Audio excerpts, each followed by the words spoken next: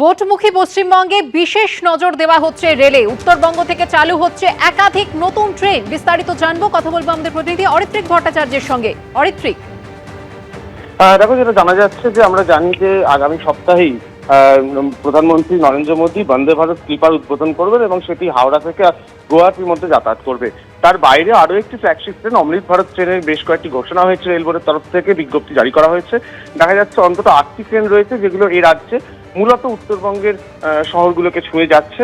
তার মধ্যে new Jalpaiguri নাগেরকল, new Jalpaiguri Tiruchirappalli, Alipurduar থেকে বেঙ্গালুরু, আলিপুরদুয়ার থেকে পানভেল, বালুরঘাট থেকে বেঙ্গালুরু, রাধিকাপুর থেকে বেঙ্গালুরুর মতো ট্রেন রয়েছে। শিয়ালদা থেকে বেনারসে অমৃত ভারতও রয়েছে। বাইরে আরো দুটি ট্রেন রয়েছে যেগুলোর শুরুর বা শেষ স্টেশন যদিও পশ্চিমবঙ্গের কোনো রাজ্য নয়, কিন্তু সেগুলো পশ্চিমবঙ্গ ছুঁয়ে যাবে। পাশাপাশি বেশ কয়েকটি প্রকল্প নেওয়া হচ্ছে যেটা কিন্তু উত্তরবঙ্গের রেল নেটওয়ার্ককে সরাসরিভাবে উপকৃত করবে। তো সার্বিকভাবে যেটা দেখা যাচ্ছে যে ভোটমুখী পশ্চিমবঙ্গে উত্তরবঙ্গের দিকে বাড়তি নজর দেওয়া হচ্ছে এবং সেই মতো একাধিক ট্রেন এবং প্রকল্পের ঘোষণা ইতিমধ্যেই করা হচ্ছে এবং সেই বিজ্ঞপ্তি রেল বোর্ড থেকেও জারি করা হয়েছে। ধন্যবাদ অরিত্রিক। ভোটমুখী পশ্চিমবঙ্গে বিশেষ নজর দেওয়া হয়েছে রেলে। উত্তরবঙ্গ থেকে চালু হচ্ছে একাধিক নতুন ট্রেন। একাধিক স্টেশনে চালু হচ্ছে মেল এক্সপ্রেসের নতুন স্টপেজ। হাওড়া গুয়াহাটি বন্দে ভারত ছাড়াও পশ্চিমবঙ্গ পাচ্ছে 8টি অমৃত ভারত এক্সপ্রেস। শিয়ালদা থেকে বারাণসী পর্যন্ত চালু হচ্ছে নতুন অমৃত ভারত এক্সপ্রেস। আসছে পরের খবরে। রাজ্যপাল সিভি আনন্দ বোসকে হুমকি মেল। লোকভবনের তরফে দাবি করা হয়েছে বৃহস্পতিবার রাতে রাজ্যপালকে হুমকি মেল পাঠানো হয়েছে। আর এদিকে এই ঘটনার পরে শুক্রবার সকালে রাস্তায় বেরিয়ে পড়েন রাজ্যপাল। ডেকার্স লেনে গিয়ে কথা বলেন সাধারণ মানুষের সঙ্গে। হুমকি মেলের ঘটনায় এক প্রৌঢ়কে আটক করেছে হেয়ার স্ট্রিট থানা। Will blast the governor. বৃহস্পতিবার রাতে এরকমই হুমকির মেল পেলেন রাজ্যপাল সিভি আনন্দ বোস। লোকভবনের তরফে দাবি করা হয়েছে বৃহস্পতিবার রাত 12:54 রাজ্যপালকে হুমকি মেল পাঠানো হয়। সূত্রের দাবি তাতে ইংরেজিতে লেখা ছিল উইল ব্লাস্ট দ্য গভর্নর, অর্থাৎ রাজ্যপালকে বিস্ফোরণে উড়িয়ে দেওয়া হবে। এই মেল পাওয়ার পরই আরও আঁটোসাঁটো করা হয় সিভি আনন্দ বোসের নিরাপত্তা। কিন্তু কলকাতায় তিনি যে পুরোপুরি নিরাপদ তা প্রমাণ করতে এদিনই শহরের রাস্তায় বেরিয়ে পড়েন রাজ্যপাল। চলে যান ডেকার্স লেনে। চকোলেট উপহার দেন ব্যবসায়ীদের। I am in the street, I am with the people. People can protect me, and the protection given by the people is much more than the protection that can be given by anybody else. I am very happy to come here, be with the people. বর্তমানে রাজ্যপাল Z+ ক্যাটাগরির নিরাপত্তা পান। লোকভবন সূত্রে দাবি হুমকি mail পাওয়ার পর তা স্বরাষ্ট্রমন্ত্রককে জানানো হয়েছে। গভীর রাতে রাজ্যপালের নিরাপত্তার দায়িত্বে থাকা শীর্ষ আধিকারিকদের নিয়ে একটি জরুরি বৈঠকও হয়। রাজ্যপাল যদি কোনো এরকম হুমকি পেয়ে থাকেন অবশ্যই সেটা কনসার্ন জায়গাকে জানিয়ে দিন যে এই নাম্বার থেকেই পেয়েছি।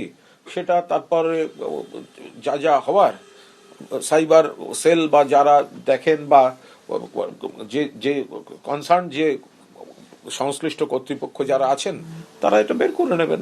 রাজ্যপাল কিংবা মুখ্যমন্ত্রী কিংবা অন্য কেউ নন, যে কোনো সাধারণ মানুষ, পশ্চিমবঙ্গের সাধারণ প্রান্তিক নাগরিক যদি কোথাও আক্রান্ত হন তার পুরো দায়িত্ব এই রাজ্যের স্বরাষ্ট্র দপ্তর এবং এই রাজ্যের মুখ্যমন্ত্রীর উপরে বর্তায় এবং সেই দায় থেকে তৃণমূল কংগ্রেস কোনো রকমভাবে দায়িত্ব এড়াতে পারবে না। কারণ এই মুহূর্তে এই রাজ্যে তৃণমূল কংগ্রেস, দুষ্কৃতী, প্রশাসনের একাংশ মিলেমিশে একাকার। রাজ্যপালকে হুমকি মেলের ঘটনায় একজনকে আটক করেছে পুলিশ। সুব্রত দত্ত রায় নামে 68 বছরের এক প্রৌঢ়কে আটক করেছে হেয়ার স্ট্রিট থানা। রুমা পাল, ঐশী মুখোপাধ্যায় ও সুকান্ত মুখোপাধ্যায়, এবিপি আনন্দ। 2020 সালে মাস মাইনের আশ্বাস দিয়েছিলেন মুখ্যমন্ত্রী, কিন্তু 5 বছরেও তা হয়নি। এই অভিযোগে হাজরা থেকে মুখ্যমন্ত্রীর বাড়ি পর্যন্ত মিছিলের ডাক দিলেন প্রাণী সম্পদ বিকাশ কর্মী অ্যাসোসিয়েশনের সদস্যরা। কিন্তু ইডির আইপ্যাক অভিযানের প্রতিবাদে তৃণমূলের কর্মসূচির দিনে তার অনুমতি মেলেনি। মিছিল শুরুর আগে জমায়েতকারীদের আটক করে পুলিশ। আইপ্যাকের কর্ণধার প্রতীক জৈনের বাড়ি ও অফিসে ইডির তল্লাশির প্রতিবাদে এদিন পথে নেমেছে তৃণমূল। যাদবপুর 8B বাসস্ট্যান্ড থেকে হাজরা মোড় পর্যন্ত হয়েছে মিছিল।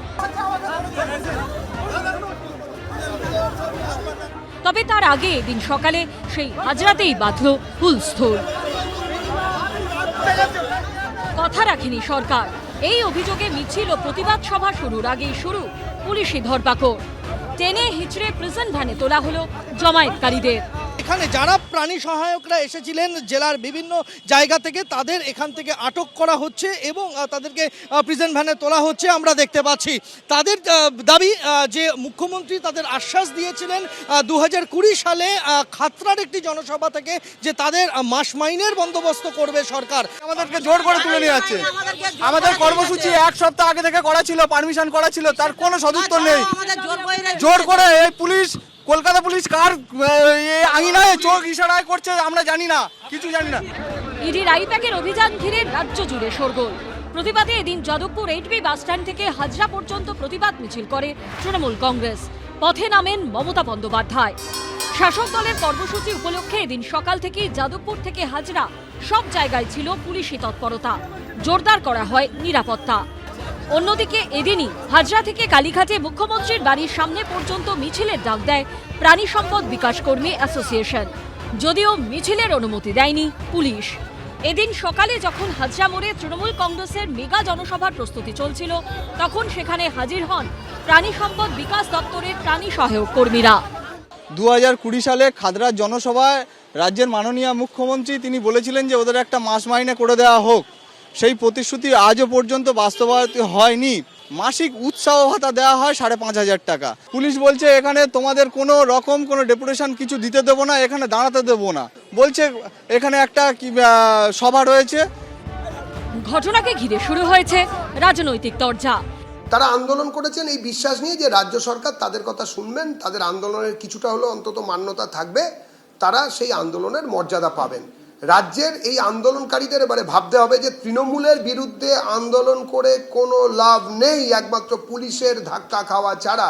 একমাত্র আন্দোলন হচ্ছে তৃণমূলকে সরানোর আন্দোলন। মুখ্যমন্ত্রীর বাড়িটা তো স্পেশাল সিকিউরিটি জোনের মধ্যে পড়ে, এটা খুব স্বাভাবিক। মুখ্যমন্ত্রী Z+ ক্যাটাগরি নিরাপত্তা প্রাপ্ত, স্বাভাবিকভাবেই পুলিশ আটকেছে প্রোটোকল অনুযায়ী। প্রাণী সম্পদ দপ্তরের জন্য যে ন্যায্য বরাদ্দ টাকা, সেটা 2022 সাল থেকে পেন্ডিং আটকে রেখেছে কেন্দ্রীয় সরকার। মমতা বন্দ্যোপাধ্যায় তো তাদের পাশে থাকার বার্তা দিয়েছেন, আমরা চাই তাদের পাশে থাকতে। এই অসভ্য বর্বর বিজেপির সরকার, তারা যদি ফান্ড অ্যালোকেশনটা করে দিত, তাহলে আজকে এই দিনটা দেখতে হতো। এদিন কর্মসূচি শুরুর আগেই জমায়েতকারীদের আটক করে পুলিশ। সন্দীপ সরকারের রিপোর্ট, ABP আনন্দ, কলকাতা। পাহাড়ি রাস্তায় নিয়ন্ত্রণ হারিয়ে গভীর খাদে পড়ল বেসরকারি বাস। হিমাচলের সিরমৌরে পথ দুর্ঘটনায় মৃত্যু হলো অন্তত 14 জনের। দুর্ঘটনায় আহতের সংখ্যা 35। গতকাল নিয়ন্ত্রণ হারিয়ে প্রায় 100 মিটার গভীর খাদে পড়ে যায় বাসটি। সেই সময় বাসে অন্তত 66 জন যাত্রী ছিলেন। পুলিশ প্রশাসনের পাশাপাশি উদ্ধার কাজে হাত লাগান স্থানীয় বাসিন্দারাও। ঘটনায় শোক প্রকাশ করেছেন রাষ্ট্রপতি দ্রৌপদী মুর্মু, প্রধানমন্ত্রী নরেন্দ্র মোদী।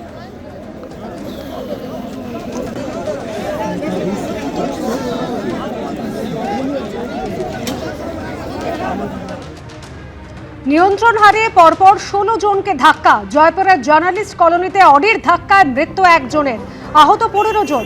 দুটি গাড়ির মধ্যে রেষারেষি চলাকালীন দুর্ঘটনা ঘটেছে, অভিযোগ স্থানীয়দের। একটি গাড়িতে এক পুলিশ কনস্টেবল ছিলেন বলে অভিযোগ স্থানীয়দের। হাসপাতালে 12 জনের চিকিৎসা চলছে। প্রাথমিক চিকিৎসার পর ছেড়ে দেওয়া হয়েছে 3 জনকে। গাড়িটির 4 সওয়ারির মধ্যে একজনকে গ্রেফতার করেছে পুলিশ। চালক সহ বাকি 3 জন পলাতক। প্রত্যক্ষদর্শীদের দাবি, ঘাতক গাড়িটির রেজিস্ট্রেশন দমন ও দিউয়ে।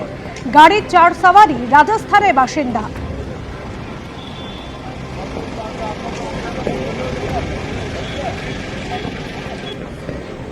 ABP আনন্দ, এগিয়ে থাকে, এগিয়ে রাখে।